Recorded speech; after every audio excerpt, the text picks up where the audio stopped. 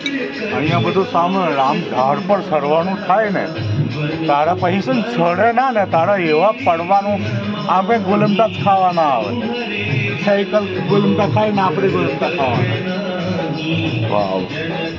આ પેલું આ છે ને આને લઈને ચાલુ હા.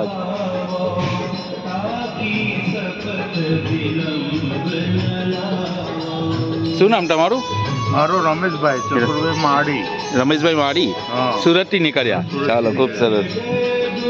તો કેટલા દિવસ લાગશે છે તમને આના પર? અહીંયા 5 તારીખે નીકળ્યા હતા. હા. આજે 5 તારીખ થઈ જાય, એક મહિનો થયો. ઓ ઇલેક્ટ્રિક એટલે ચાર્જિંગ તમે જાજા રોકાવો એટલે ત્યાં ચાર્જિંગ કરાવી દો છો.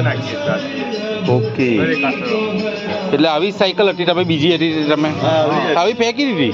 ફેંકીને જતો રહ્યો. તે ક્યાં ગઈ એ સાયકલ? કઈ જગ્યાએ? એ આપણે મધ્યપ્રદેશ પર? નહીં, અક્કલકુવા. अक्कलकुआ पहाड़ों में.